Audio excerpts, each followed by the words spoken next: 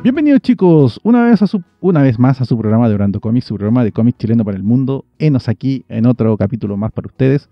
199, ¿quién le iba a decir? Esta cosa es un camión. Los aplausos. No, es que no tengo los aplausos conectados ahora. Es muy enredado. Tranquilo, siento. En vivo es más fácil. Bueno, como pudieron escuchar, está mi hermano Francisco. ¿Cómo está, Francisco? Muy bien, muchas gracias por preguntar. También está Fernando.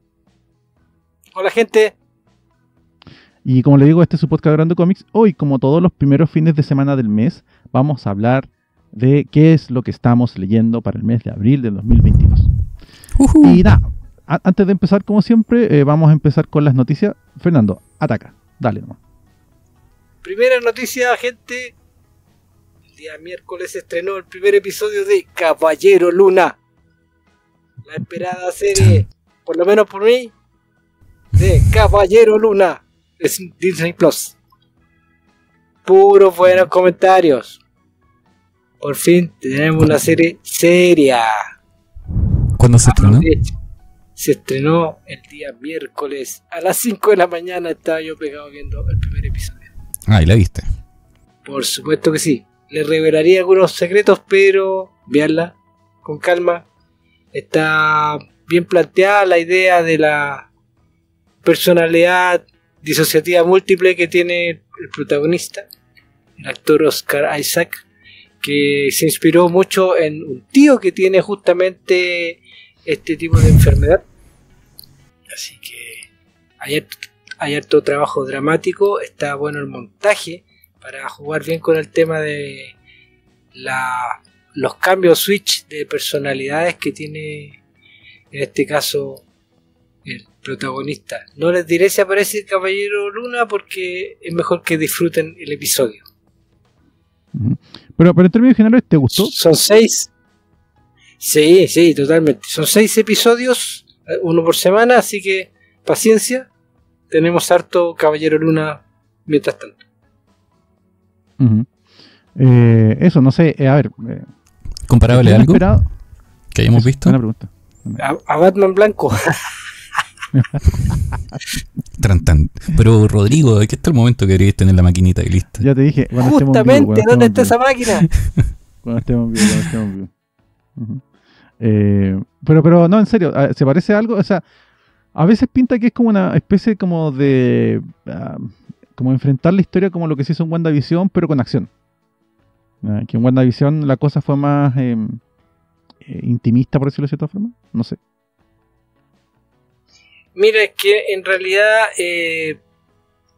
tenemos a un personaje que vive con miedo e inseguridad.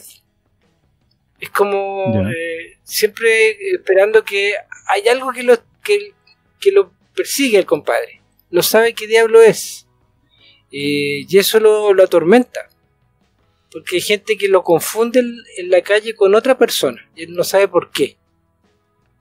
Y de a poquitito empieza como tener a Tyler Durden del Club de la Pelea, que de cierta manera hace switch y aparece, a veces no te acordáis, más o menos por ahí va la jugada. Ok. Pero de Disney. Está bueno. Francisco, lo vaya a ver desde la perspectiva del hombre que no ve estas cosas. Sí, considerando la cantidad de cosas que no he visto. Está en una pila inmensa, infinita de cosas que en algún momento me he dicho, ¿podría verlo algún día? Yo creo que ahí puede que quede enterrado.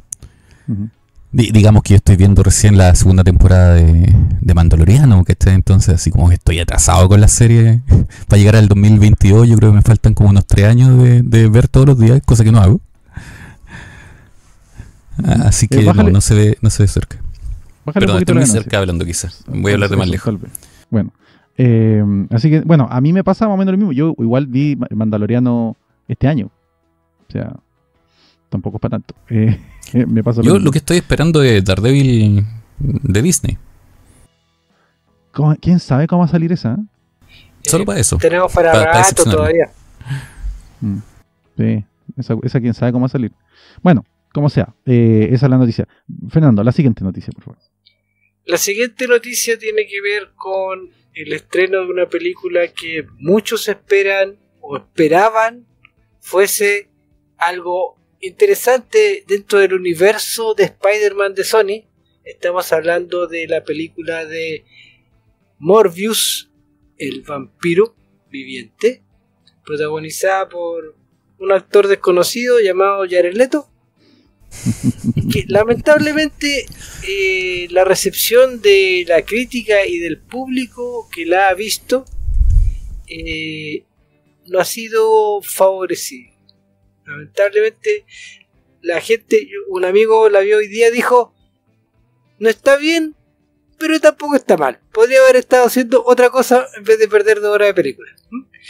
Eso más o menos el tema. Los efectos especiales también, el casting está bien, pero es el guión el malo. Ni siquiera impactan las escenas postcréditos, casi son innecesarias. O sea, es más buena la película de Venom, la primera, que la de Morbius. Es así la crítica que me hizo un amigo. Si queréis ver algo bueno de Sony, tenéis que ver Venom, porque Morbius no. Eso es casi un insulto. Es casi un insulto. O sea, es como, Venom es mejor que tú. Eso es Will Smith pegándote. Sí. Es Will Smith subiéndose al escenario y pegándote en la cara. Con la película de Venom. O sea, Fernando tuvo la gracia de ponernos un pequeño meme, que no es un meme en realidad, las comparativas de las fotos en Rotten Tomatoes de Suicide Squad y de Morbius. Y Suicide Squad tiene mejores comentarios. Y eso ya tiene un nivel de aprobación de... Suicide Squad tiene un nivel de aprobación del 25% y Morbius del 20%. Y el mismo actor. O sea, si bien en Suicide Squad no es protagonista, está metido. Entonces, eso tiene que doler en el ego sobre todo. No sé.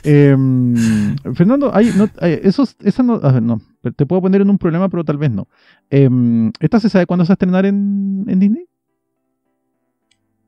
¿Morbius? Sí. O sea, esto es Sony. Entonces no se sabe cuándo estará estrenando. Ojo que probablemente la estrena acá en Latinoamérica por Netflix. Recuerda que está la de Spider-Man por Netflix. Probablemente el convenio esté por ahí.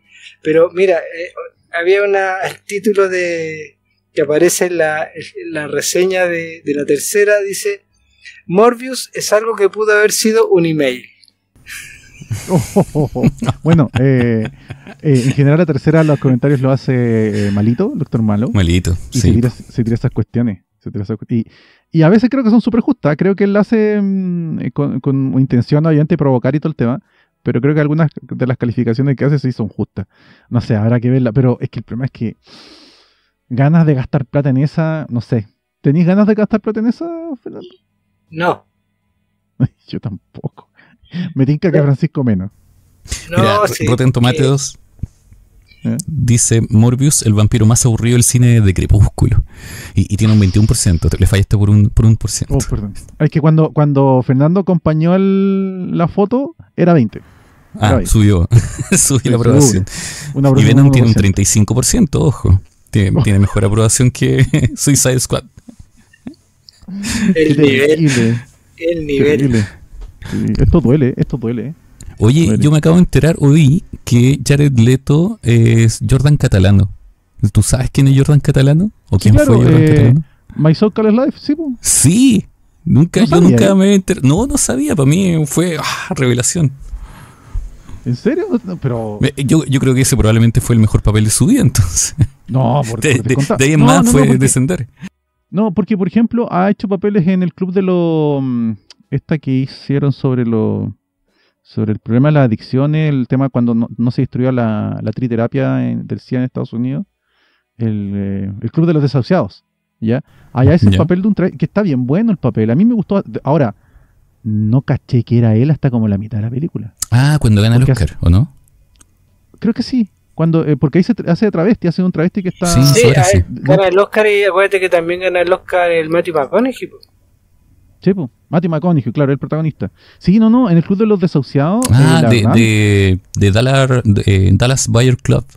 Claro, Ese mismo. Dallas Buyer Club, ¿ya? ¿Cachai? Yo no caché que era él hasta como a mitad de película, porque yo decía, esa cara la conozco, pero no podía encajarla en algo, ¿no? Y de repente dice, pero si es Jared Leto, ¿cachai? Pero acuérdate que él hace un papel de un asesino en serie antes y subió como 20, 30 kilos y después Sí. se pegó el Y se salto pegó ese a trabajón. ese papel. Sí, no, ojo, yo creo que Jared Leto es un buen actor, pero yo creo que debe ser de esos actores que tienen que tener un director muy encima que lo tiene que tener con la correa muy corta. Porque si lo dejas hacer como lo que hizo en Suicide Squad, se te dispara el cabro. El cabro se cree el cuento, entonces se te dispara, no pesca. Ya, su problema Así que son los eso. superhéroes. Sí, así que eso, yo creo, mira, con todo respeto, yo creo que lo mereces. Ah, bueno, esta es una cosa un poco íntima. No es tan íntima, pero es como de nicho. En Todopoderoso, te cuento una cuestión que acabo de escuchar. ¿Qué? El escritor, Juan Gómez Jurado, Ajá. ¿ya? ¿No es que siempre hace la broma de que él es huérfano? De que él es Sí. huérfanito.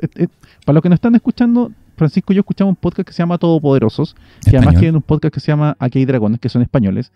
Son podcasts que son realmente muy buenos, Muy bueno. muy divertidos, realmente es como, Muy gracioso. ese podcast a mí me da envidia, me da mucha envidia. Y hay un personaje que es un escritor bestseller en España y en Europa en realidad, porque vende en toda Europa. Y es Acá muy llegan buen sus libros escritor. también. Sí, pero es de nicho, en el sentido que si tú lo cacháis, lo compras. Bueno, el hecho es que él, cuando empezó Todopoderoso, empezó con la broma de que él era huérfano, porque él es adoptado. ¿Ya? Pero no, Sí, no ¿tú sabías expliqué eso. Eso déjaselo al resto. Hay una charla de dos de los miembros de Todopoderoso donde explican todo la trama, la subtrama. Acabo de ver ese capítulo. Ok, ¿Lo acabas de entonces ver? no lo voy a contar. Lo No, acabo de ver, ¿cómo no lo había visto. No lo había visto. Es que es muy divertido. Me la Ya, vi pero ¿a ahí. dónde iba ahí? Que estamos hablando de No, Jared Leto. eso. Es que te quería contar otro bloque. Dime, Fernando. Es que yo tengo una anécdota con Juan Gómez Jurado. A ver, no me digas ya que lo conocí conociste. ahora. No me digas que lo conociste. No sé, Este es nuestro Javier cansado. No puedo, si yo me escribía con Juan Gómez Jurado por correo. ¿En serio? No, ¿En serio? Por ¿Dónde? mail, por mail, si tengo los mails. Cuenta. Lo que Tengo evidencia, pasa es tengo que evidencia. cuando él lanzó su primer libro, Espía de Dios, Ujú. fue la Sí. primera novela que él lanzó. Aquí no la pescó nadie, pero Ujú. al año después, o un par de años después que había sido publicada acá en Chile, puta, yo me la compré. Ya. Y en el libro, que es muy bueno, Espía de Dios. ¿Te gustó? Muy buena novela. Venía el correo, weón. Y yo le escribí para felicitarlo por el libro, que a mí me encantó el libro. Y resulta que ahí después me contó que venía el proyecto que seguía de otro libro más, porque después de esas dos novelas semi-policiales religiosas, el weón después se hizo un par de novelas históricas. Y después unos thrillers psicológicos, y después vino la trilogía de la Reina Blanca, que es la actual que Sí. está sacando. Y él a uno de los libros yo le dije, ¿sabes qué? Yo no sé si ese libro me va a llegar acá a Chile, porque es muy reciente. Y el weón me mandó el PDF del libro. Ah, sí, yo sabía que hace eso. Sí. Sí, Qué loco. he sabido que hace eso. Qué Sí, loco. pues me ¿Y dijo, después lo mira, ya compraste? no te preocupes, ya, si es que no llega a Chile acá, yo te mando el PDF. Y ahí tenía el link de este foro donde lo dejé, pum. Y ahí nos Qué pusimos en buena. contacto. Pero eso fue, te estoy hablando hace como 7 Hace un años. rato ya. Sí. Sí, o sea, hace 3 años, un año antes de la pandemia, él puso en Twitter, en esa época yo usaba Twitter, ya no lo uso, pero en esa época usaba Twitter, él puso en Twitter, quien me replique este post, le mando el ebook, perdón, legal, te lo regalo. Y dijo, me acuerdo que como la semana puso, muy mala idea, ya van 1500. Muy mala idea, ya van 1500 links. No sé, es que es como... ¿Y tú, Fernando, no escuchas ahí Todopoderoso Aquí hay dragones? No, sabía que el compadre tenía un podcast, pero no lo había escuchado. Ahora que me lo Mira. mencionan, vamos a tener que empezar a escucharlo. todopoderoso está en YouTube, bueno, también en las plataformas, pero ese es como nosotros. Lo hacen primero en YouTube, en la Fundación Telefónica, y después se publica en plataformas. Salvo la primera aquí temporada. Claro, salvo La primera temporada que está en iVoox y está en Spotify. porque la primera temporada fue hecha muy al amigo. Fue como el experimento para ver si funcionaba. Lo hacían a hora de almuerzo mientras hacían lentejas. Claro, mientras hacían lentejas. Con el monaguillo, que... Bueno, el chiste es que los 4 que integran el grupo actual... Bueno, también en esa primera formación no estaban los 4 de ahora. Habían 2. Habían 2 nomás. No, habían 3. Sí, estaban los 3. Estaban Gómez Jurado, estaba Rodrigo Ortega y estaba... Hoy se me olvidó el humorista. Sí, Rodrigo Cortés entra como reemplazo al monaguillo. No, el que entra como reemplazo del monaguillo es Javier Cansado. ¿Cansado? Es Cansado. Lo que pasa es que Cortés al comienzo era mucho más intermitente. Como estaba grabando... Sí, estaba grabando... encontré el correo.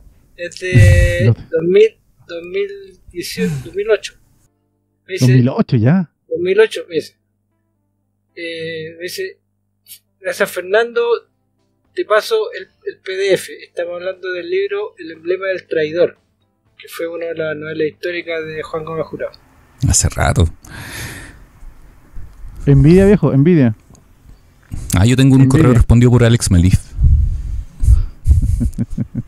Yo tengo un Twitter que me contestó Esteranco. Me puso... Porque... No me acuerdo. Uno de los de Soy Legión recibió un mensaje directo de Esteranco. Y yo le puse, oye, es Esteranco, es el Esteranco. Y Esteranco me puso, yes, the one and only. Fue loco. Bueno. No se ve, muévelo para atrás, a ver si agarra el mensaje. Como que por ahí yo creo que sabe mejor. Sí. Yo lo veo como veo sin el lente. Del 2007. Ya. Bueno, después empezó a escribir ahí, hablando justamente que estaba publicando La Reina Roja y un montón de cosas más. Bueno, yo lo único que te puedo decir es que te envidio. Creo que es un gran punto a favor tuyo de como ser humano, porque ese tipo yo lo admiro en ciertos aspectos de la vida. Y creo que es muy divertido. No, sí, el tipo es genial porque aparte ahora, hace un par de semanas, el compadre anunció que iba a hacer un curso de escritura. ¿En serio? La misma que salió Onda Masterclass, pero en un portal español. Uh-huh. Que la misma guay que hizo Neil Gaiman, o que ahora está haciendo Alan Moore. Para que sepan, Alan Moore está haciendo un curso de escritura de cómics y de literatura. Ojo, hay un video de YouTube que yo se lo recomiendo. El weón explica el ritmo de los poemas. El weón se manda recita un poema suyo y tú cachai los ritmos del fraseo y la intensidad de cómo jugar con las palabras para dar el remate. Weón, es otra weá escucharlo recitar un poema. Sí, porque bueno, hace todo el juego, toda la mística que involucra el vincularte a ti como escucha a lo que él está relatando. Otra weá. Una weá es leer a Alan Moore la entrevista, pero la otra que el weón te explica cómo él, a través de su arte, va jugando con el tema de las palabras. Bueno, como sea, cualquier cosa de Gaiman es extraordinaria. O sea, yo ya lo he comentado más de una vez. El blog de Neil Gaiman, si ustedes tienen la posibilidad de leerlo, por favor vayan a leerlo. Es una cosa hermosa. Publica poco ahora últimamente, pero hubo una época en que publicaba mucho. Publicaba prácticamente todas las semanas un artículo. El tipo un genio, en todo sentido. Bueno, Fernando, está todo muy bien, pero sé que nos fuimos a España con la conversación. No importa. La última noticia. Espérate, que les recomiendo, por favor, Francisco, métete a BBC Maestro en YouTube. El ítem de Alan Moore, poesía, todos los gángsters nunca mueren. Por favor, después tómate el tiempo de escuchar a Alan Moore recitar su poema. Para que el loco. Qué buena. En una pestaña ahora, ahí lo encontré. All Gangster Never Dies. Vaya a quedar loco, te lo digo al tiro. El acento, esto es una cuestión totalmente. Por favor, vean Alan Moore, BBC maestro. Gracias. Volviendo a la última noticia, dale. Que está acá en nuestro país es el Superfest, que trajo por lo menos algunos invitados importantes, como tenemos a Anthony Daniels, más conocido acá en Chile como C3PO, Citripio, Tripio, el Robotito, el de Daft Punk y todo lo demás. Lo tienen acá en Chile, fanáticos de Star Wars, que puedan ir al evento que está en Espacio Riesgo y tengan la posibilidad de tomarse una fotito, una firma o lo que sea con Anthony Daniels. No se lo pierdan. Bueno, que fueron, porque esto sale después de que se haya acabado el Superfest, ¿no? Sí, bueno, a todos los que fueron. Estoy anunciando cosas del pasado, ¿verdad? Tienes razón, esto va a ser publicado un día lunes. Lamentablemente, Anthony Daniels estuvo en Chile. Por si no supo. Por si usted lo supo y se lo perdió. Pero en todo caso, Superfest, así, cagaste. Bueno, uno de los robot gays de la Guerra de las Galaxias. En todo caso, tenemos contactos del Instagram de Orlando Comics que han estado en el Superfest hoy día. Me comentaron que estuvo bien bueno. Entrevistaron en parte una especie de rueda de prensa de C3PO y estuvo en el escenario el Power Ranger negro, el de la primera temporada, que era negro y afroamericano. Ya, o sea, no digo que sea negro de raza, pero sí. Y afroamericana. Lo entrevistó hoy día en el escenario principal. Y también hubo un panel con Action Comics. Con Acción Comics, perdón, no con Action Comics, con Acción Comics, con Álvarez. Ahí estuvieron comentando de los lanzamientos este año y todo esto. También con el señor Gabler, siempre se me olvida el nombre de él, que es un dibujante antiguo que él dibujó Killer. Y nada, un muy buen tipo. A ese hombre lo hemos entrevistado como 2 o 3 veces y es una muy buena persona. Es de la época dorada del cómic chileno. Tiene una mano que ha vuelto a tener. O sea, a mí lo que me impresiona es que el hombre lleva como 20 años sin dibujar. Y cuando lo recupera Claudio Álvarez, el hombre se puso a dibujar de nuevo y recuperó la mano. Y me impresiona esa cuestión. Nada, eso. Para todos los que hayan ido, espero que lo hayan pasado bien. Yo he visto fotos del día viernes, que estamos grabando el día viernes, y el evento se ve bien. Espero yo que funcione todo ok, porque había mucha expectativa por ser el primer evento de este tipo después de que se declaró la pandemia. O sea, literal, hay gente que no se ha visto en 2 o 3 años, que hay gente que va regularmente a eventos y sin eventos no va. Entonces, este es un momento para que mucho del ñoñerío, para ser claro y sincero, es un evento para que el ñoñerío vuelva a funcionar. El año pasado en La Reina... Fernando, estoy con el micrófono apagado. El año pasado en La Reina, a fin de año que se hizo la feria, no hubo presencialidad en parte, porque sé que hubo actividades virtuales, pero me parece que también hubo hubo una feria, ¿no? No sé, tal vez, pero yo no la vi. ¿Para qué te voy a mentir? El Super fue virtual. Fernando, ¿qué estabas diciendo?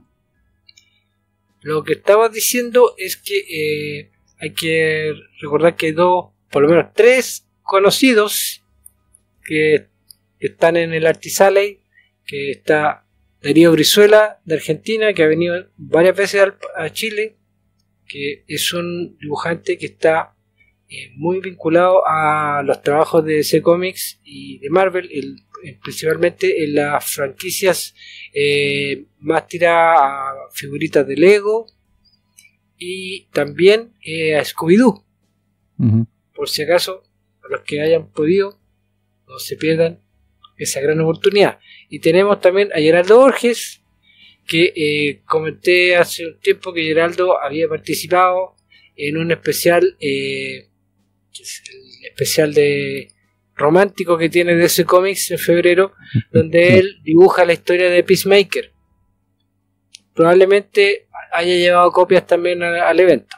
Y el otro que también está importante, y no menor, pero antes otro datito más de Geraldo, es que él dibuja 2 números de Nightwing, que es el crossover con Flash, que debiese estar llegando a las tiendas de rubro dentro de un par de semanas más, por si acaso. Y tenemos a Abancay Nahualpan, que actualmente está dibujando o finalizando el arco uno de los arcos de Detective Comics actualmente. Creo que del número 1055 al 1057 o 58. Y tenemos un chileno dibujando Batman mensualmente con la guionista con quien ya ha trabajado, que es Mariko Tamaki, donde hizo una miniserie con Lobo y su hija. Sí, esa está muy buena. Yo a ese le quiero hincar el diente, todavía no he podido, pero le quiero hincar el diente. Y se te olvida Alan Robinson también, que lo acabamos de entrevistar. Por supuesto, ¿cómo olvidar a Alan Robinson? Espero que la entrevista que sube hoy día, si todo sale bien. Nada, espero que todos los que hayan ido lo hayan pasado bien. Háganos sus comentarios. Yo fui, lo pasé bien, me fue mal. No sé, lo que ustedes quieran. Pero espero sinceramente que haya sido un muy buen evento. Ya. Hemos terminado el tema de las noticias porque esta semana ha sido entre comillas corta para todos. Y vamos con el tema del día de hoy, que es ¿qué estamos leyendo? ¿Quién parte? Habla por ti, a mí se me hizo larga la semana. ¿Así? Bueno, yo estuve trabajando desde el miércoles, créeme que... ¿Quién parte? Ya, Francisco, juegue. Ya, dale, Francisco. Tú parte. Ya, he traído para mostrar y decir del día de hoy La Gran Guerra de Joe Sacco. Ah, me lo habéis comentado, dale. Sí, me lo compré hace 2 semanas atrás, yo creo. Es una edición bastante distinta. De hecho, lo que tengo acá en realidad es la caja cubierta que trae la publicación. Una cajita dura con un comentario de Chris Ware diciendo que Joe Sacco es un genio. Es una publicación bien sui generis para el mundo comiquero porque, bueno, antes de entrar al cómic en sí, para contextualizar, por si alguien no lo sabe, la Gran Guerra es como se le conoce en otras palabras a la Primera Guerra Mundial, la que se dijo en su momento la guerra que acabaría con todas las guerras, porque después de la atrocidad que se vio en ella, la gente pensaba que ya nada más podía ser peor. No sabían lo que se venía. No, o sea, no solo eso, pensaban que no serían tan tontos de repetirlo. Sí, pues. Pensaban que el trauma vivido por eso iba a afectar tanto a la humanidad, que la humanidad como que después de eso iba a cambiar la era y nunca más, y seamos buenos amigos. Bueno, los europeos no se conocen a sí mismos. Y en particular esta publicación hace referencia a la batalla del Somme, o de Somme, que es la batalla del 1 de julio de 1916. Tremenda batalla que sería la que empezaría a terminar la guerra. Que la Primera Guerra Mundial va del 14 al 17. Siempre me confundo si 17 o 19. 19. El 17 es el punto de inflexión. Pero esta es como la primera gran batalla que empieza a cambiar un poco las cosas. Después de una característica que tiene la Primera Guerra Mundial, que se desarrolló en trincheras, y eso implicaba que se desarrolló de repente por meses en que las líneas de guerra no se movieron. Ya no habían invasiones, no había batallas, no es como lo que pasa en la Segunda Guerra Mundial, que de repente hay una gran batalla en un bosque y lo toman uno y después, meses después, vendrían a tomar lo otro. Es donde hay mucha estrategia de movimiento y vemos las tropas alemanas avanzando y primero los aliados replegándose y después atacando por algún punto u otro. No, las Primeras Guerras Mundiales se trazaron 2 líneas paralelas, trinchera de los azules, trinchera de los rojos, y ahí nos quedamos por meses. Y esta guerra, y esta batalla, quiero decir, como decía, viene a cambiar eso. Esta publicación trae, como decía, en esta cajita de tapadura, trae un facsímil que es como introductorio, pero que es necesario leerlo para poder entender lo que está dentro. Que viene con palabras de Joe Sacco, donde nos cuenta que, bueno, Joe Sacco es australiano, y Australia y por esto una guerra mundial, no participaron solamente los que estaban geográficamente involucrados, sino que fue la primera que arrastró en este caso, colonia británica, tales como Australia, que a Australia geográficamente no le tocó nada esta guerra, y sin embargo partieron tropas australianas a combatir.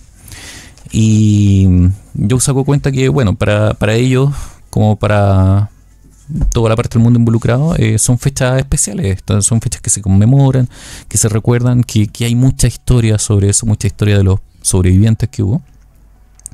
Entonces para él siempre fue tema la guerra. Este libro lo escribe él, dice, en un periodo en que estaba un poquito harto de hablar sobre los conflictos armados. Que ya había hecho lo de Palestina, ya había hecho lo de Bosnia, entonces por un lado como que no quería hablar más de eso, y por otro lado era como que este es mi gran tema, el que quería tocar alguna vez, y algo lo llevó a tomarlo finalmente. Además de la intervención de Joe Sacco, hay una intervención de Adam Hochschild, que es un escritor de historia de la guerra, y de hecho que él escribe un libro que dice acá, es el autor de el libro Para acabar con todas las guerras, y dice que esto que él presenta acá es un ensayo finalmente, es un ensayo gráfico, y que es la adaptación de ese libro. Por lo tanto recomienda leer ese libro, así que estoy como en campaña de buscarlo. Tiene además una línea de tiempo donde nos va haciendo la relación histórica de lo que estamos viendo con los sucesos que llevaron a ese 1 de julio de 1916. Y bueno, yendo al cómic, el cómic es esta edición de tapa dura. Esto es algo que estas ocasiones en que esto no se puede leer en digital, no tiene sentido verlo en digital, se pierde la experiencia porque, como les decía, es una publicación bis sui generis para hacer un cómic, porque de partida no tiene páginas, sino que es un gran desplegable. No le pegas al micrófono. Sí, perdón. Tranquilo que después me vaya a mandar un video de eso, por si acaso, así que no te preocupes tanto en mostrarlo. Ya, pero es un gran desplegable continuo de metros de un dibujo continuo. Ya, finalmente es una obra no realizada en viñetas, que no tiene diálogos, sino que te establece el tiempo, y yo creo que por eso Chris Ware lo menciona como un genio, más allá de que evidentemente yo saco un autor particular, porque a pesar de no tener todos esos elementos que reconocemos como propios del cómic, logra hacerte una narración, y una narración que transcurre en el tiempo, y este tiempo nos lo da nuestro propio sentido de lectura, de izquierda a derecha. Entonces tú vas viendo cómo avanzan los hechos a medida que vas escaneando la página de izquierda a derecha, entendiendo que ese es el avance del tiempo también. Entonces nos habla desde que salen las tropas de una, no me acuerdo en este momento, pero de un pueblo en Francia, donde el general va a revisar los caballos, donde vemos salir las carretas, donde vemos salir del pueblo, donde los vemos entrar en el bosque, vemos las primeras explosiones, vemos a lo lejos algunos elementos que después él no identifica, que son hitos arquitectónicos que nos permiten reconocer dónde estamos y dónde nos vamos entrando al campo de batalla, la entrada a las trincheras, los cañones preparados para disparar a larga distancia, etcétera. ¿A qué me recuerda mucho esto? A 1917. Tiene este tipo de construcción donde lo que hacemos es seguir también el recorrido en el tiempo de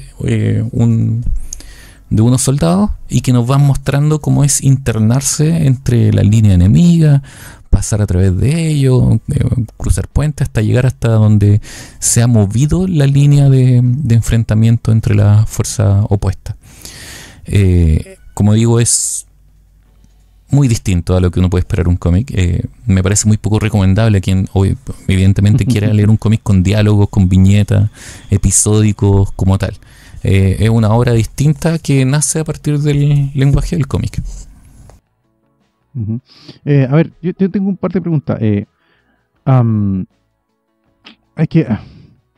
La batalla del Somme es una batalla que duró meses, no me acuerdo cuánto tiempo, pero fueron meses. Me parece que fueron 3 meses, una cosa así. Murieron algo así como 500.000 personas por cada bando. No. Sufrieron 500.000 bajas. No me acuerdo cuántas fueron las muertes, pero las bajas totales. Cada bando sufrió más de 500.000 bajas. O sea, estamos hablando de 1 millón de personas entre heridas y muertos. ¿Ya? Fue la primera gran batalla en que se intentó romper líneas de los alemanes, que no se consigue, porque la Primera Guerra Mundial tiene algunas particulares muy curiosas. Una es que en realidad el ejército alemán creo que perdió 2 batallas. Y hay algunos que dicen que la primera en realidad fue empate. Autogol. Claro, un empate, una muy mala decisión de estratégica de los alemanes, y fueron para un lado y... en serio. Entonces es una guerra que Alemania pierde con una batalla en realidad.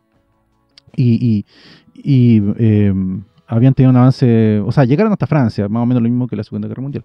Entonces, la batalla del Somme, al ser tan larga, tiene varias como batallas, subbatallas, porque obviamente se intentó más de una vez romper la línea alemana, los alemanes lo repelieron a todo. La Primera Guerra Mundial se quiebra con los tanques. ¿Ya? Sí. O sea, eso fue en 1917. Los tanques es lo que rompe como este status quo al que habían llegado. Así como iban, esta cuestión no iba a terminar. Entonces, se nota eso porque es mucha información, entre comillas, a través del tiempo, pero no son tantas batallas, son como 3 o 4 dentro de esta gran batalla del Somme. No sé si eso se nota en el se nota, o sea, no llegamos, bueno, como te digo, esto está anclado en 1916. Esto se trata de esos meses en que mueren los 500.000 personas.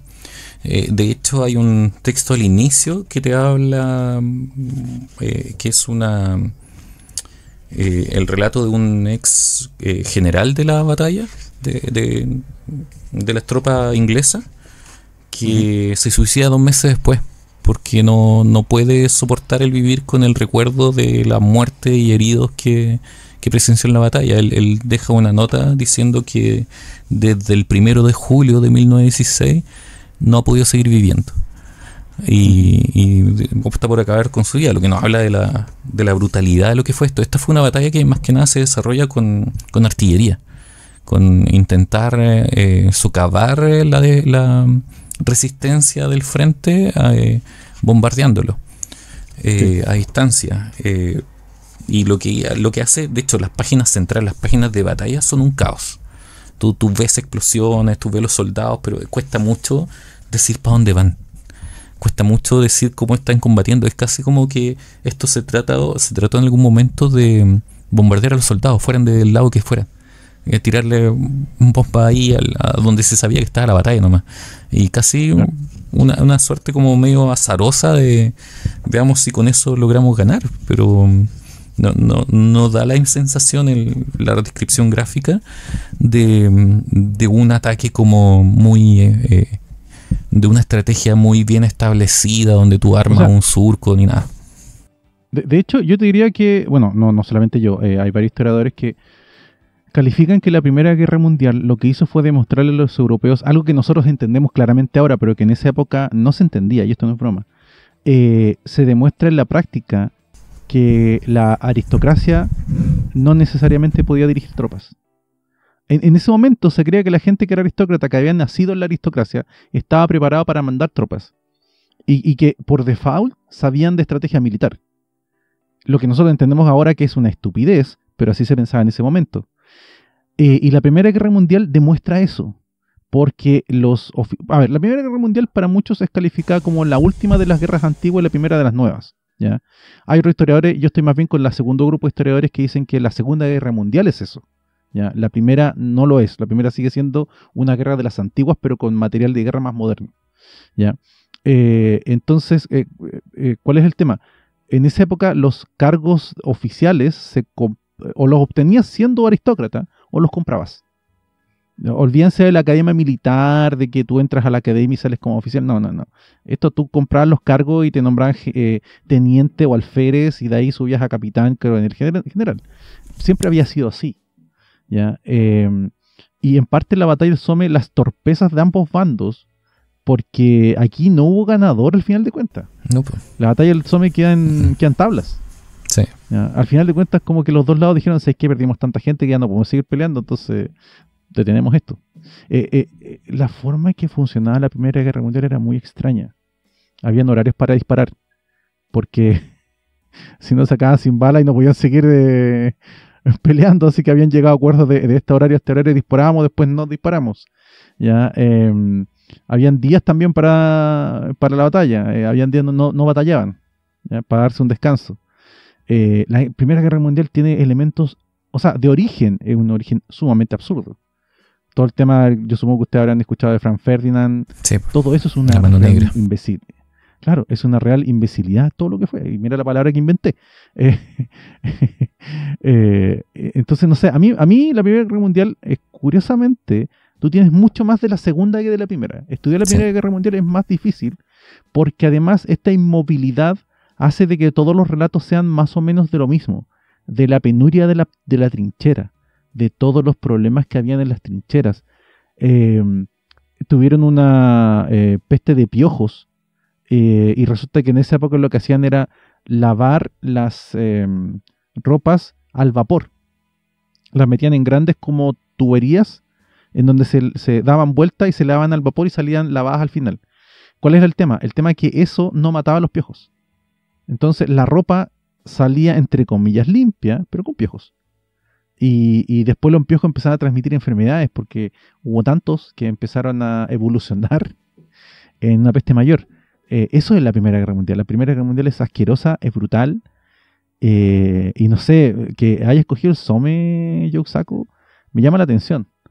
Porque yo te diré que es probablemente la batalla más triste de todas. Esta la de Hasta el último hombre. ¿Ya? ¿Se acuerdan? Sí. No sé si se acuerdan que el papá del prota había peleado la Primera Guerra Mundial y había quedado violento y alcohólico.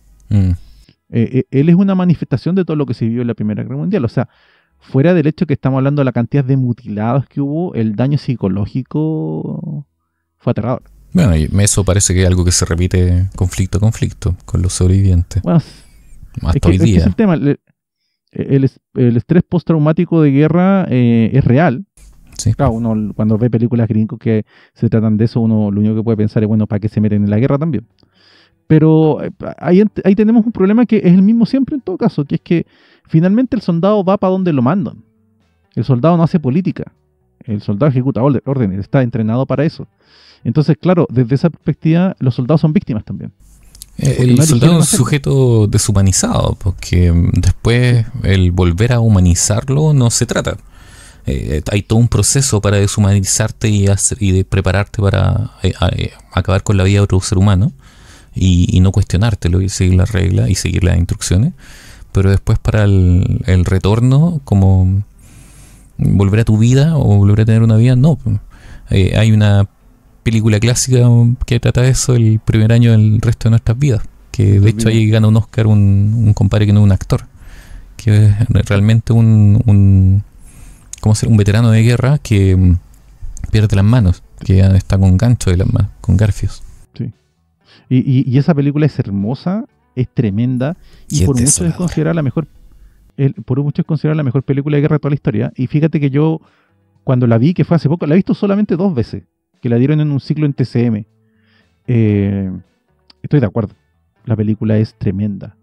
Es muy, muy, muy tremenda. Es ver veteranos de guerra siendo veteranos de guerra. Y te muestran como todos los aspectos de eso. Y claro, otra vez, a ver, al menos es que, bueno, por eso es que también la Segunda Guerra Mundial se hacen tantas películas y todo. Al menos la Segunda Guerra Mundial tenía un trasfondo más real. La Primera Guerra Mundial fue una idiotez de principio a fin. O sea, hay por ahí unos video ensayos que te hablan que es toda una relación entre la distintos aristocracias y reinados que quedan en Europa, que finalmente son todos parientes y que casi un ejercicio entre ellos finalmente. Sí. Es como, si no hacen eso, ¿qué hacen? Es casi eso, es como si yo soy aristócrata, ¿qué hago si no hago la guerra? Por eso es que la Primera Guerra Mundial es considerada por muchos la última de las guerras antiguas. ¿Ya? Porque estamos hablando de alianzas de parientes. O sea, a ver, Alemania, como Alemania, con ese nombre, Alemania, llevaba como 30 años, creo. Algo así. Si antes de eso no existía Alemania. Sí, pues, la unificación del Kaiser primero, ¿cómo se llama? Rudolf, no. No me acuerdo cuál es el nombre, pero creo que fue en el 1880 y algo. Sí. ¿Ya? O sea, para ese momento ya 30 años. Alemania como concepto no existía antes de eso. El primer Reich. Después existió con el concepto. Eso, o sea, el primer Reich. Después vino la República de Weimar, que era una república, ya, que cae justamente por, esto es una tontera, pero cae porque empieza la gran recesión, la gran depresión en Estados Unidos. Porque quien estaba financiando esta república era Estados Unidos. Y cuando cae no pueden pagar las deudas que quedaron de la Primera Guerra Mundial, y eso es lo que provoca el surgimiento de Hitler. O sea, para mucha gente considera que si no hubiera habido la gran depresión en Estados Unidos, jamás hubiera ocurrido la Segunda Guerra Mundial. Pero la gran depresión en Estados Unidos provocó que la República de Weimar cayera y surgiera Hitler como una opción real de gobierno. Así es la guerra. Bueno, no sé, pregunta, pero una cosita, Francisco. A ver, ¿Tú lo recomiendas a historiadores, a gente que le gusta la Primera Guerra Mundial, a los que le gusta la guerra? ¿Quién? Bueno, primero obviamente a quienes hayan leído a Joe Sacco antes. Esto es muy Joe Sacco en todo. De hecho, eso que tu observación que tú haces, ¿por qué escoge esta, que es una batalla tan triste y todo? O sea, si recordamos Nota del Pie de Gaza, habla de la tragedia de Palestina frente a la nación Israel. Lo de Bosnia también. Yo saco su foco no está en la épica de la guerra. Su foco está en la tragedia de la guerra. Y creo que esto, como tú lo mencionaste, esto es la tragedia de la Primera Guerra Mundial.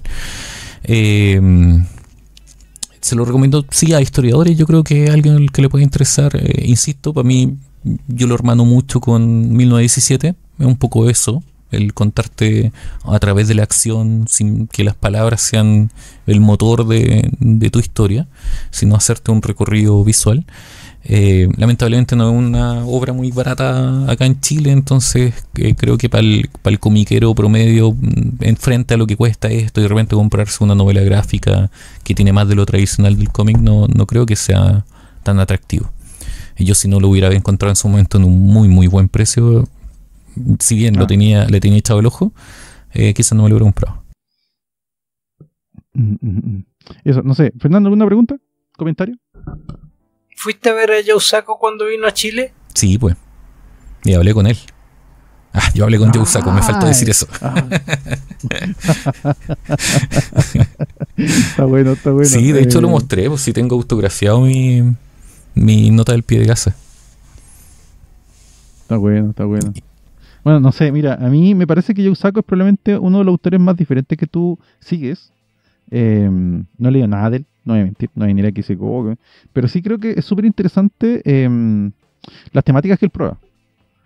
Básicamente va por la guerra. Tú lo comentaste en su momento cuando hablamos de Joe Sacco, en un que estamos leyendo, tú comentaste que él es ex corresponsal de guerra. No sé si sigue siéndolo.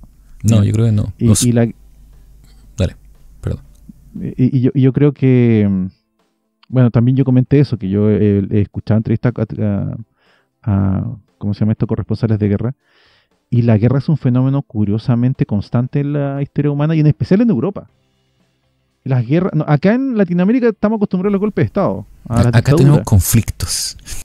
Sí, pero la guerra es muy europea y es como lo que tú decías, Francisco. O sea, es como si tienen aristócratas, ¿qué hacen con los aristócratas si no hacen la guerra?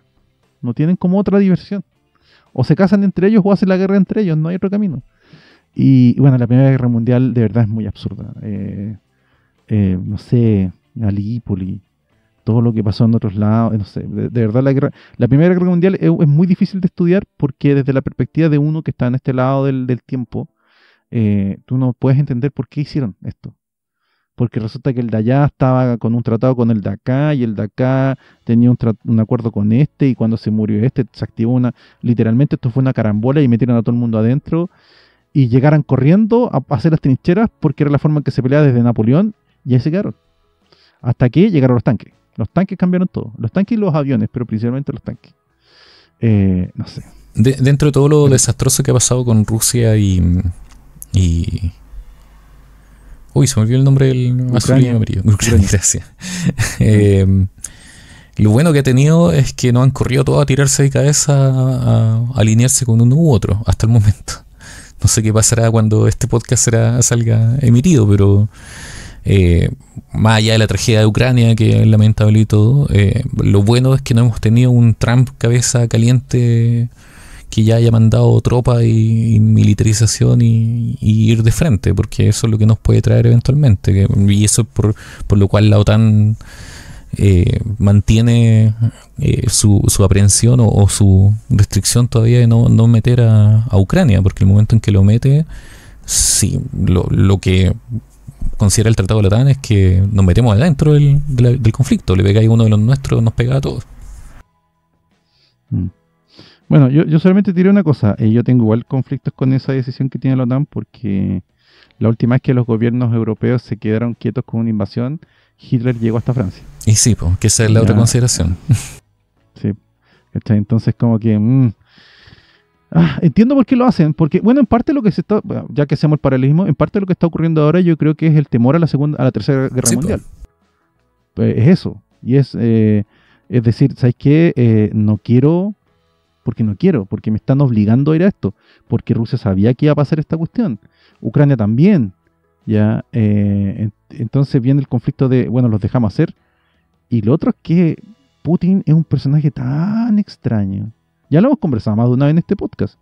El que crea que Putin es de izquierda no tiene idea con quién está hablando. O sea, No. Putin no es de izquierda. En absoluto. El que crea que es de derecha tampoco es de derecha. Es un tipo muy extraño en cuanto a sus decisiones políticas. ¿Ya? Rusia actualmente es una mezcla entre una dictadura mezclada con feudos particulares en las zonas más alejadas de Rusia, en donde hay unos capos de la mafia que mueven el país. Es raro. Rusia es un país extraño, en más de un sentido. Pero bueno, eso, no sé, ojalá todo salga bien, ojalá en 2 años más la guerra sea un recuerdo, pero como ya dijimos también una vez, los fenómenos naturales en Europa son las guerras. Así como en Chile los terremotos son una cosa que mucha gente no entiende. Oye, pero hubo un terremoto y ustedes siguen trabajando. Y es como, sí, porque acá siempre hay terremotos. En Europa siempre hay guerra. Ya, es rara la cuestión porque supuestamente son más, no supuestamente, son más desarrollados que nosotros, tienen más capital, tienen mejores sistemas de asistencia y se meten en guerras cada 15 años. Siempre hay alguien en Europa en guerras, como, no sé, ustedes y Medio Oriente. Le faltan terremotos. Bueno, le faltan terremotos, para tomarse las cosas en serio, para saber qué es lo que importa. Ya, Fernando, ataca tú. Ya, en esta oportunidad leí, o estoy leyendo porque me falta todavía, Blanco Humano. Uh-huh. Segundas oportunidades se llama este tomo. Uh-huh. Con guión de un desconocido que en alguna oportunidad tal vez vino a Chile, que es Peter Milligan, con dibujos de Javier Pulido y Cliff Chiang. Para quien no sepa, estamos hablando de un personaje que tiene la facultad o la habilidad, en este caso, de emular o personificar a personas que están en peligro. Y al decir esto, él las personifica al 100 y 150% si es posible. No solamente en el aspecto físico, sino que el Christopher Chains, que es el protagonista, se abstrae de todos los recuerdos, de todo lo que involucra a la persona que él reemplaza.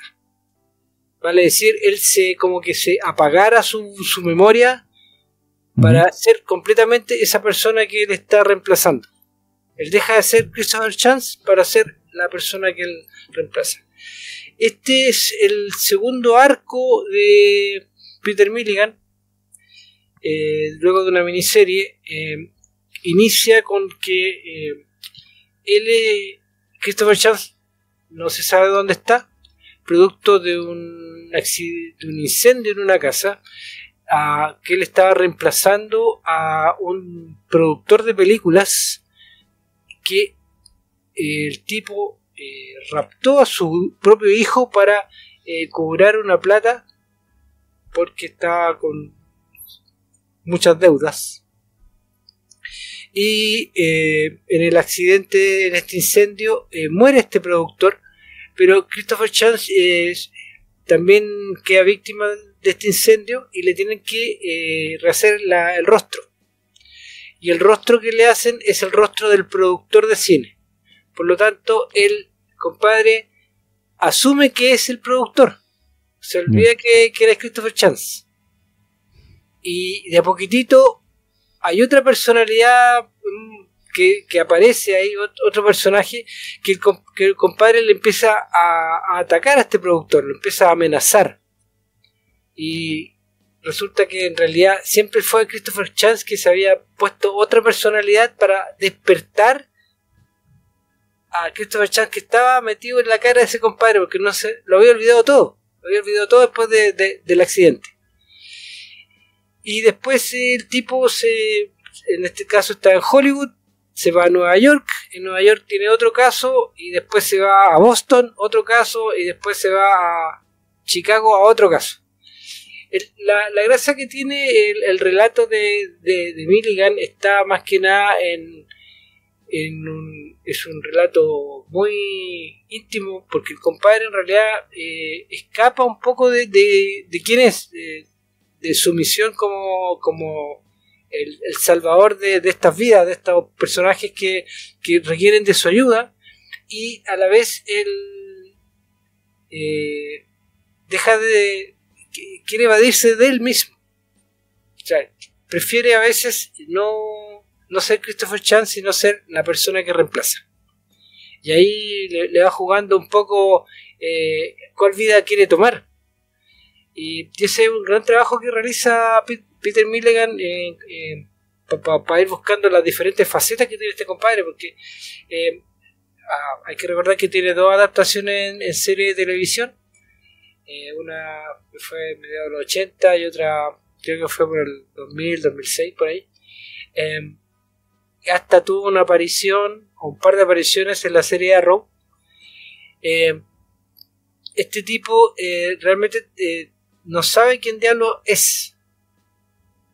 Sabe que hace su pega, sabe que le gusta, le obsesiona, le interesa ayudar a los demás, pero a la vez no quiere no quiere asumir que está cagado, que tiene problemas psicológicos. Es su escape, su evasión, yo reemplazándote a ti. Yo me pongo una máscara, te imito completamente tus gestos, tu tono de voz, la forma en que caminas, en tu entorno familiar, con tus amigos, con todo, yo paso a ser tú. Tú no existes, yo te protejo, si te van a amenazar de muerte, no te preocupes, yo voy a ser tú. Pero al reemplazar a esa persona, empieza a descubrir cosas de esa persona que esa persona no le había dicho. Y que son los motivos por los cuales corre peligro y que necesita de Christopher Chance para que lo reemplace. El otro punto a favor que cuenta este trabajo es Javier Pulido. Javier Pulido, que pueden encontrar trabajos de él, si mal no recuerdo, lo pueden encontrar en Hawkeye de Back Fraction, que fue el complemento a David Ya en la serie que lanzó y que hizo tan popular el personaje de los Vengadores. Y también tiene acá a otro español que es Jorge, que no se me olvide, lo digo acá entero. Este personajillo que está por acá, que es Javier Fernández. Javier Fernández es un entintador de Javier Pulido, que aparte él actualmente está dibujando en Marvel una miniserie que es de los Defensores, con guiones de Al Ewing, que es el guionista que se hizo muy popular por Immortal Hulk. Este personaje, Javier Fernández, tiene un estilo muy similar a Javier Pulido en cuanto al trazo, pero el tipo se soltó en cuanto a la narrativa. Tú puedes comparar los tipos de dibujos, y Juan dibuja casi igual, porque era el intentador original de Javier Pulido, pero la forma de narrar las historias que tiene lo hacen, en particular la historia espacial, que es la que está realizando con Al Ewing. El tipo tiene un trazo muy dinámico, las viñetas son inmensas, el gallo sabe destruir y contar la historia, y eso es mucho de la escuela de Javier Pulido. Javier Pulido es un gran narrador visual. Te involucra demasiado en la historia, porque el tipo sabe que esta es una historia psicológica y pudiera ser también un thriller criminal en ciertos aspectos. El tipo se dedica a contarte una historia que no quieres dejar pasar, no quieres que no te permite obviarla, no te permite alejarte de la historia, quieres saber cómo va a terminar. Y eso es un atractivo bastante interesante que se complementa con el guión de Peter Milligan. El trabajo de Pulido dura los primeros 6 números que tiene este tomo de 10. el resto de la historia la dibuja otro dibujante que es muy importante dentro de DC, que es Cliff Chiang. Cliff Chiang es un dibujante que actualmente está trabajando en Black Label en un arco con Gatúbela, pero es una Gatúbela que está jubilada, que ha salido de la cárcel y que tiene que, de cierta manera, reformular su vida, ya que ella es responsable de la muerte de Batman. ¡Wow! Es un gran trabajo el que está haciendo Cliff Chiang en esta miniserie de 4 números, ya lleva 2 números de la línea Black Label. Se está hablando de Black Label en este formato que es casi tabloide, inmenso. Supuestamente para adultos. Mira, sí, la historia en este caso, no diría tan adulto, pero sí el tipo se manda un trabajo importante en cuanto a tener una Selina Kyle de sobre los 60 años, que está cansada, que tiene que reintegrarse a una ciudad que no es la suya porque está protegida por un alcalde que es Dos Caras, que tiene puestos robots tipo Batman que están cuidando la ciudad, y que ella tiene que andar, le tiene que estar haciendo escáner a cada rato para registrarla, y ella se siente culpable por la muerte de Batman, pero ella no fue la responsable. Entonces quiere limpiar su nombre y también el nombre de Batman, porque Batman era su pareja. Entonces se junta con Killer Croc, empieza a armar su banda con Hiedra Venenosa. No sé, todo un hueveo, está muy bien armado. Cuando espero que algún día salga en español. Oye, ese Human Target que tiene, que el que estabas hablando, ¿el que tiene las portadas psicodélicas que homenajean a Steranko? Mira, tiene muchas portadas. Sí, hay algunas que son de... Hay algunas. Sí.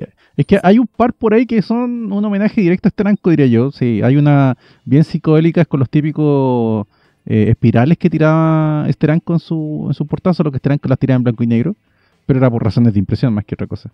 Human Target es un caso bien especial, es un cómic bien exitoso, pero es muy de tercera línea. Si tú no sabes de cómic no lo cachas. Ha tenido, si mal no recuerdo, 2 series de televisión. Una con Rick Springfield en los 80-90, que nosotros veíamos con Francisco, pero no sé si Francisco se acuerda. ¿Ya? No. ¿No te acuerdas? Bueno, era Rick Springfield, no Rick Springsteen. Rick Springfield es un cantante y actor canadiense que era un flaco con el pelo largo, y básicamente la serie se trataba de él reemplazando a las víctimas, pero me acuerdo que, no me acuerdo si fue en la segunda temporada o a mitad de la primera, como que cambian el tono de la historia y ya es él viviendo aventuras nomás, ya no se disfrazaba. Partía haciendo como una especie de Misión Imposible en donde siempre estaba disfrazado y hacía todo, y después ya eran aventuras de él nomás. Y después tuvo una a principios de este siglo, pero no me acuerdo cómo se llama. Es como Largo Winch también, que es un título que si tú no sabes de cómic no cachas que existe, y ya ha tenido como 3 series de televisión. Lo mismo pasa con Human Target. Human Target es Disculpa, de hecho en este tomo dice de la aclamada serie de televisión de Fox, justamente dice. Ya, ahí está. Ya, esa es la de Fox, esa es la de este siglo, si mal no recuerdo. ¿Ya? Y es curioso porque, como digo, es un título muy de tercera línea. O sea, este personaje no se involucra con la Liga de la Justicia, no tiene tratos con Batman, nada. ¿Ya? Y ha sido un concepto súper exitoso, al menos para llevarlo para televisión. O sea, tiene 2 series de televisión. Si mal no recuerdo, la primera tiene 2 temporadas. ¿Ya? No sé cuántas temporadas habrá tenido la segunda, porque no lo vi, porque esa la dieron en el cable y en esa época no tenía cable. Entonces no lo vi simplemente. Y me acuerdo así que era una idea muy entretenida, porque claro, el personaje estudia a quien va a reemplazar. ¿Ya? Sí. Y la idea es que, como bien dices tú, se mimetiza con el personaje. Entonces, en el cómics hay mucho juego psicológico, porque como que él pierde su personalidad para convertirse en la víctima. ¿Ya? En la serie de televisión tomaban eso como para arreglar cosas. Eran este tipo de series en donde el tipo reemplazaba a alguien y terminaba arreglándole como el mundo a todos los demás. Era gracioso esa cuestión, porque de repente tocaba gente mala y él lo que hacía era como que el tipo lo salvaba, pero al final repartía el dinero, por ejemplo. pero los cómics le dan un vuelto más psicológico. No sé, en términos generales, ¿te gustó? Sí, mira, sí, me falta una historia, pero solamente por leer. Y en realidad los casos son un poquito rebuscados, pero por ejemplo hay uno que tiene que reemplazar a un beisbolista. Yeah. Porque habían matado a un compañero de él se había suicidado porque había estado involucrado con drogas. Yeah. Para poder mejorar su rendimiento en las ligas mayores del béisbol. Y lo están haciendo blackmail y el compadre necesitaba que alguien lo reemplazara. Y en el transcurso que él reemplaza a este beisbolista, que más encima es afroamericano, o sea, y Christopher Chávez no le gusta el béisbol. Y yeah. no le gusta el béisbol y resulta que en el partido que tiene que participar, que es el último partido, porque a este beisbolista que él reemplaza es un casi veterano de la liga. Esta era como la última oportunidad que tenía el weón para pagarse un home run y ser popular y ganar mucha plata y volver al primer lugar en su equipo de béisbol y toda la weá. Pero Christopher Chance no sabe jugar béisbol. ¿Y qué hace el weón? Se sienta con el beisbolista que va a reemplazar a ver puros VHS cómo el weón jugaba béisbol en sus mejores tiempos. Y esa es la única manera, porque él se empieza a obsesionar, a calcular los tiempos de reacción del beisbolista cuando le tira la pelota, a qué velocidad está la pelota llegando, a qué velocidad reacciona, cuándo la va a golpear y cuándo la dispara. Y de esa manera el tipo logra conseguir que el compadre dé el home run. A ese nivel de obsesión del weón, sí, eso está muy bien logrado en la psique que trabaja Milligan para que el personaje sea atractivo. Bueno, y Milligan es uno de los autores que uno le pone al menos una estrellita de confianza porque es Peter Milligan, pues ha escrito cosas realmente muy buenas. Uh-huh. Bueno, a ver, ¿a quién se lo recomienda, Fernando? Mira, antes de decir esto tengo que comentar que actualmente se han terminado los primeros 6 números de la maxi-serie que está haciendo Tom King justamente con el Human Target y la Liga de la Justicia Internacional. No les voy a decir a quién matan en el número 6. ¡No te quedas loco! Pero muere alguien. Muere alguien muy querido. Solamente diré eso. ¿Pero muerto? ¿O muerto como los cómics? Muerto. Y le ha dado un toque de espionaje al desgraciado que realmente la historia es muy recomendable en el Target de Tom King. Pero esta en particular, si eres fan de Peter Milligan, no debe faltar en tu colección. Y si te gustan los thrillers, un cómic que no es de superhéroe, que es más psicológico, que tiene tintes policiales, tiene tintes de misterio, muy bien dibujada, muy bien escrita, por favor, Human Target. Desconozco si esta edición esté en español, pero el primer tomo, que es Blanco Humano, sí estuvo en español, estuvo de Norma. Sí. Que son las portadas que mencionas tú, que es el primer arco que da pie a esta segunda maxi-serie de El Blanco Humano. Interesante. Bueno, y lo de Tom King, bueno, ya lo hemos dicho más de una vez, Tom King en realidad es re mal usando poderes, y Human Target no tiene poderes. Así que es como un tipo de personaje que yo creo que él puso. Pero la gran ventaja que en realidad le funciona bien a Tom King son las maxi-series de 12 números. Sí. Y a la vez, porque el tipo trabajó en la CIA, por lo tanto, de espionaje sabe. Y tiene de eso mucho con Human Target. Uh-huh. Bueno, esa es la recomendación de Fernando. No sé, Francisco, ¿tiene alguna pregunta? ¿Comentario? No, yo lo leí en su momento, hace tiempo. De hecho, no me acordaba. A medida que Fernando lo iba contando, como que empecé a recordar. Lo que pasa es que se me confunde, creo yo, con las cosas de Brubaker y Phillips, porque creo que las leí todo en el mismo periodo. Se me confunde y tiene el dibujo similar. Y tiene el dibujo similar también, entonces se me confunde con Fatal, con Incógnito, con Criminal, porque creo que hubo un periodo como de 2 años en que me leí todo eso. Pero me acordé mucho de la historia del beisbolista, que es muy buena, y me acuerdo del comienzo. El comienzo también es medio descolocante, me acuerdo, porque hasta donde yo recuerdo, es una de estas historias que inicia antes de que comience el cómic. Entonces te entra como en el momento álgido, casi como llegaste a ver el clímax de la película, que es cuando estalla un edificio y este compadre, que no me acuerdo, que tiene algo que ver con el... Tengo que volver a leerlo al parecer. Y tiene algo que ver con... De hecho hay una historia... Con la pérdida del rostro. De hecho hay una historia que tiene que ver con... de hecho es muy de nicho en un par de historias que tienen que ver con el 11 de septiembre gringo. Sí, porque de hecho hay una historia que vincula con un desaparecido el 11 de septiembre, o él se aprovecha, no me acuerdo. Insisto, me hizo mal leer todas esas cosas juntas, pero por lo mismo creo que está muy en el tono de Brubaker y Phillips, a quienes les guste. Yo creo que con esto no van a quedar, no les baja la vara, ya es como para ese paladar.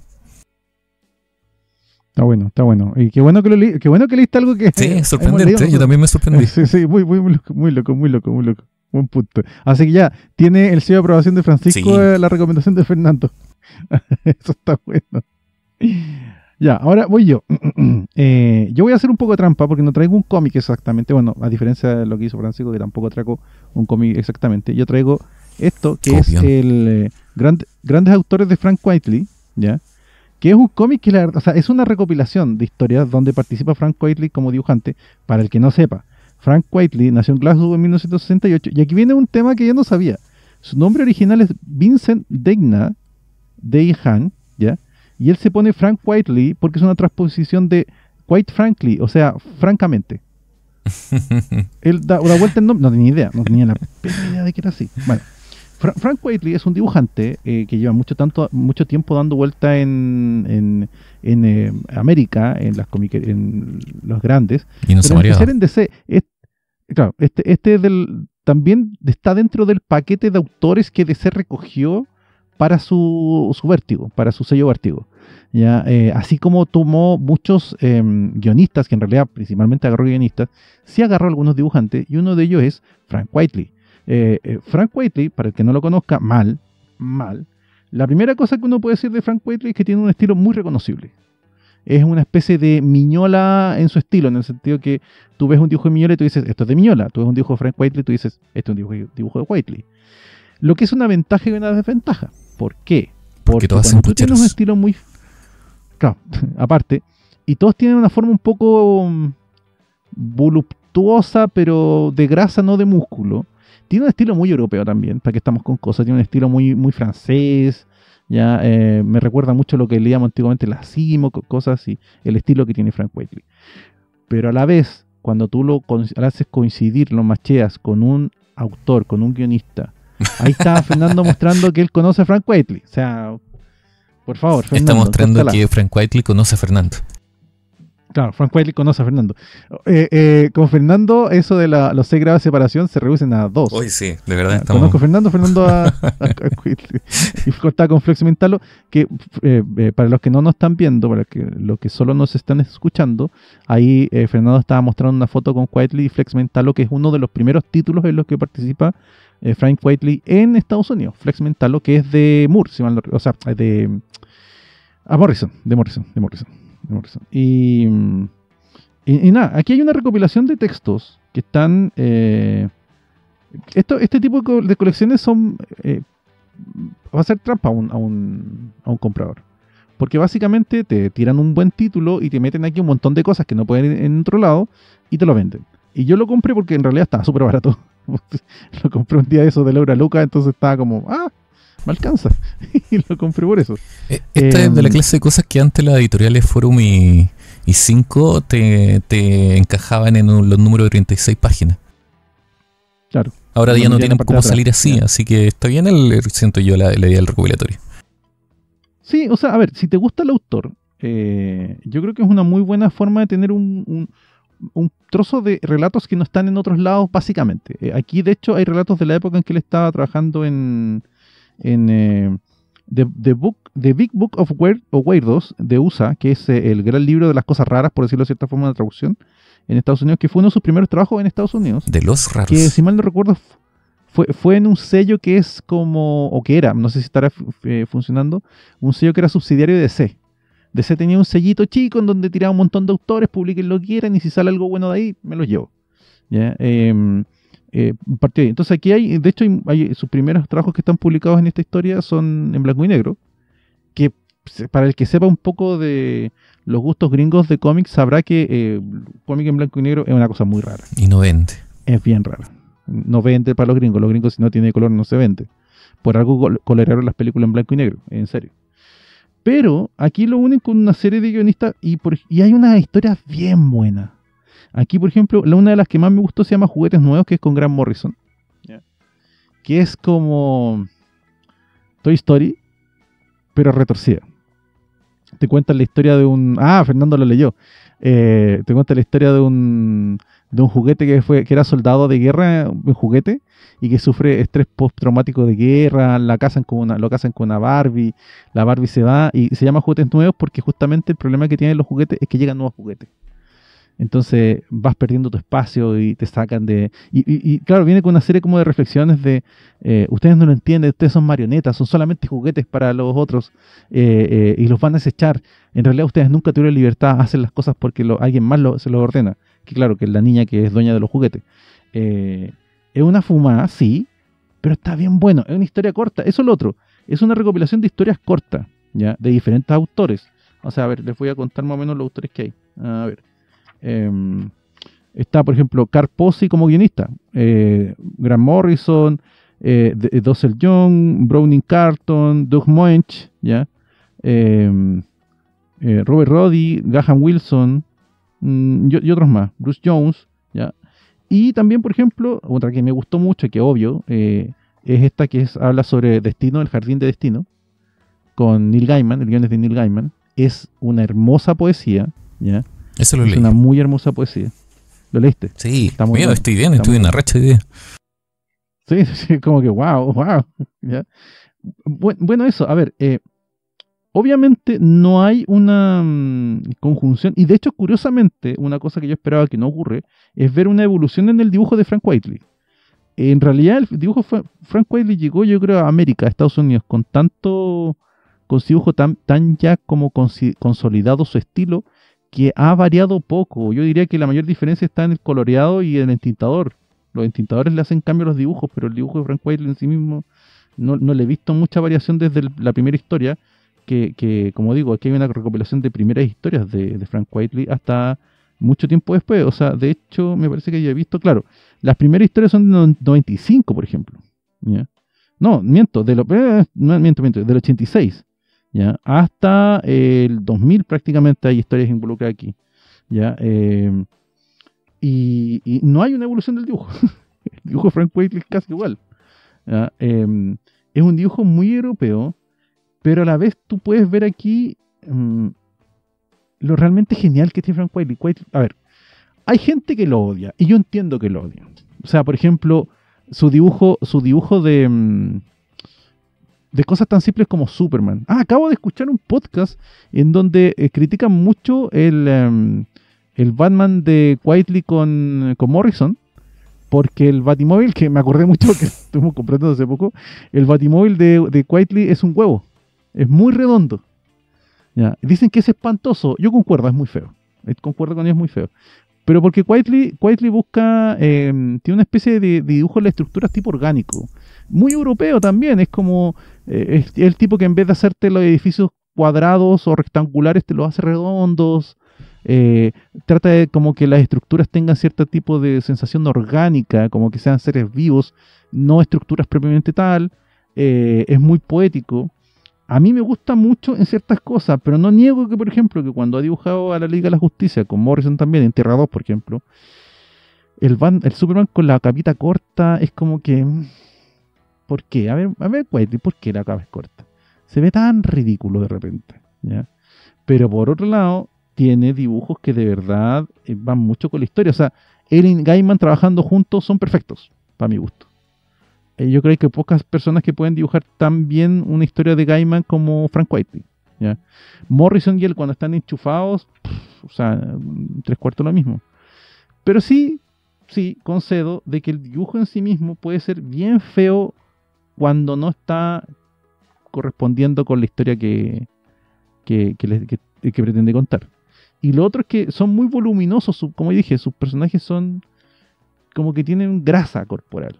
Y a veces un poquito más de más. ¿Querías decir algo, Fernando? Dale. Sí. ¿Tú amas o odias a Quayle? No tenías punto medio. Hay trabajo a destacar porque el tipo es muy obsesivo con los detalles. Sí. En especial no le gusta tener escenarios vacíos. Es cosa de ver las hiperdestrucciones en algunos números de su trabajo de Superman. Y también Jupiter's Legacy. Y lo que hizo los números de X-Men con Morrison. Ahí es enfermo el weón para hacer detalles. En especial la destrucción de Genosha. O cuando tiene la aparición Cassandra Nova. Y en esos números que son mucho detalle de muchos fragmentos de weas que están destruidas. Weón, inca el detalle. Tiene mucha paciencia para hacer esas cuestiones. Y te digo, verdad, su estilo no es para que cualquiera lo acepte. Es un estilo muy diferente. Porque él distorsiona un poco la anatomía de los personajes, el escenario y la figura, nave, etcétera, que lo hace de cierta manera, como dices tú, orgánico. Y a mí, por ejemplo, ese Batimóvil que me decían, es que en realidad no pesqué mucho en Batimóvil, porque a mí esos números que él realiza, que son los números donde Dick Grayson queda como Batman, sí. Y tiene esa relación amor y odio con Damian que hace que funcione la historia. Eso es lo importante más que el dibujo. Es más importante la historia que el estilo que el compadre utiliza, que finalmente hace que también la historia funcione. Pero hilar tan fino por el Batimóvil, no sé. No, lo que pasa es que lo mencionaron, y como habíamos hablado hace poco el Batimóvil, para mí fue como mira, es que es tan ridículo como esa escena en blanco y negro que utilizaba Frank Miller en Sin City cuando hacía como saltar los autos, cuando van por la carretera y hacían como saltando, que hacen como parte del asunto de que hay movimiento nomás. Es una wea así con el auto. Si finalmente queréis que la historia funcione, y compadre, para cuando tiene buen guionista, en este caso Morrison o Miller, cuando trabajó en Jupiter's Legacy, el compadre hace buena pega. Francisco, tu opinión, ¿por qué lo odias? Yo tuve mala entrada con él, un poco por las cosas que dijiste. Creo que es un sujeto que es como sobrepasado por su estilo, que antepone el estilo a todo, entonces te obliga a eso, te obliga a apoyarlo con todo o dictarlo con todo, porque no tenía un término medio con él, no es alguien que te deje fluir la historia de repente, está el estilo opuesto frente a todo. Ahora tengo que decir, para ser justo, que yo me quedé con esa primera impresión que yo creo que tiene que haber sido la Liga de la Justicia. No me acuerdo si dibujó Supergirl también o haber sido visto en la Liga de la Justicia nomás. Pero tengo como ese recuerdo de la primera vez que debe haber sido que vi el nombre de Quitely. Y me quedé con esa primera impresión que como que no me permitió seguir leyendo, que además como que no me gustó tampoco la versión de Morrison. Entonces todo se confabuló para tener una mala sensación con él. Sí me acuerdo que, bueno, lo que dije, esa historia de lo eterno de destino que leí, a mí me gustó. De hecho fue como que me reconcilió un poco, pero creo también porque tenía una cosa tonal con la pintura que me lo hacía mucho más agradable. El color ahí ayudaba mucho para el estilo de él, y tenía una idea más, entre comillas, poética de narración. Probablemente con menos elementos, ya no me acuerdo mucho tampoco de cómo fue. Así que no es un sujeto que haya visto muchas veces, no me he topado con él como para saber si sigue, mi opinión sigue igual. Según dale. Disculpa, quería agregar un trabajo previo que también es recomendable para que vean el estilo pre-Marvel de Frank Quitely. es The Authority, la continuación Cierto, The Authority. del trabajo de Hitch con Warren Ellis. El Mark Millar junto a Quiley toman la posta y continúan la historia. Lamentablemente Quiley no la realizó completa porque demoraba la entrega. Probablemente uno de los mejores trabajos de Millar, yo diría, los de Authority. Sí, de Authority, justamente porque toma una historia del doctor que realmente es volada. Sí. Pero es las destrucciones masivas, los golpes, cuando hay sangre y hay destrucción, el estilo de Quiley va muy de la mano de la historia. Y bueno, hay hubo un par de números que fueron relleno y después Arthur Adams terminó el trabajo de Millar en ese run, porque lamentablemente Quiley después se fue a Marvel a trabajar con New X-Men. Bueno, eso, y Francisco, solamente un detalle, la historia esta de Destino de los Eternos, según esto está coloreada por el mismo Quiley, así que el trabajo gráfico completo de él, según lo que aparece aquí. ¿Ya? Y eso, a ver, ¿a quién se lo recomiendo? La verdad, aquí hay un par de historias bien voladas que a mí me gustan mucho, que son muy de estilo europeo. Si no te gusta el estilo europeo, no es lo tuyo, ¿ya? Si no te gusta Quiley, ¿qué estás haciendo comprando un cómic de Quiley también? Es como que no tiene mucho sentido esa cuestión. Obviamente, si no te gusta Quiley, no lo vas a comprar. Si has escuchado de Quiley y te gustaría, o ya leíste un par de cosas de él y te llamó la atención, tal vez esta sea una buena compra. Además que está barata. Esto costó en su momento 13 euros, 12.95. O sea, lo compré a 13.000 pesos, si es que en su momento. Ya cuando estas son las típicas compras del Euro a Luca, de la tienda, de la conocida tienda del rubro. Ya, son las típicas compras del Euro a Luca. Entonces, cuando baja el euro y voy y compro cualquier cosa que esté dentro de un rango de precio, o sea, ese día yo con 15.000 pesos, ¿qué compro? Esto, dale, cuesta 13. No es una mala compra. Yo no soy ultra fan de Quiley, pero sí me gusta mucho en ciertas historias. Me gusta mucho con Gaiman, me gusta mucho con Morrison. Ciertamente el tema de la capita de Superman yo lo veo y es como, ¿por qué? Si no es necesario. Y si yo le puedo dar algún defecto al dibujo de Quiley, es que justamente, como bien decía Francisco, están esclavos de su estilo, que todos sus dibujos se tienden a parecer. Entonces de repente no hay como una personalidad, sobre todo considerando que el hombre se demora, como bien dice Fernando, el tipo se demora. Entonces uno esperaría de que esa demora implicara grandes diferencias entre un personaje y otro, y no es así, porque el tipo tiene un estilo, es como si Botero te dibujara un cómic. Todos son gorditos, todos son pachoncitos, ya, cuando en las proporciones, por supuesto. Pero ese, claro, es tener un estilo es una ventaja y una desventaja, sobre todo tener un estilo tan marcado. La ventaja es que la gente a la que le vas a gustar te va a seguir siempre. Y la desventaja es que hay gente que te va a detestar profundamente por tu estilo. Si no te engancha el estilo, no te va a gustar nunca. Porque él nunca lo ha abandonado, además. O sea, estamos hablando de un tipo que no ha soltado su estilo de trabajo. Es así. Pero eso, yo en lo personal me gustó. Hay un par de historias muy voladas, muy interesantes. Esa, la de los juguetes nuevos, y la de los eternos, yo diría que son las dos más destacadas para mí. La primera es una con Salvador Dalí, que es una fumada. O sea, por algo ocupan como personaje a Salvador Dalí, pues, es una fumada. Hay algunas que no son tan buenas, la encontré incluso hasta aburrida un par, pero al menos yo te diría que hay 3 o 4 que valen mucho la pena. Además son historias cortas, ¿ya? O sea, en total son... Deme un segundito y les digo el tiro. 1, 2, 3, 4, 5, 6, 7, 8, 16. Son 16 historias, ¿ya? Que están en 91 páginas. O sea, ya hay historias de 5 páginas. La verdad, esto se lee bien. Yo me demoré poco, pero lo iba leyendo capitularmente. O sea, lo estuve leyendo como 3 días más o menos. No, porque además, como son historias cortas, no necesitas leerlo hasta el final. No hay una historia continua. Y eso, ¿a quién lo recomiendo? Si te gusta Frank Quitely, dale. Si te llama la atención descubrir dibujantes nuevos, dale.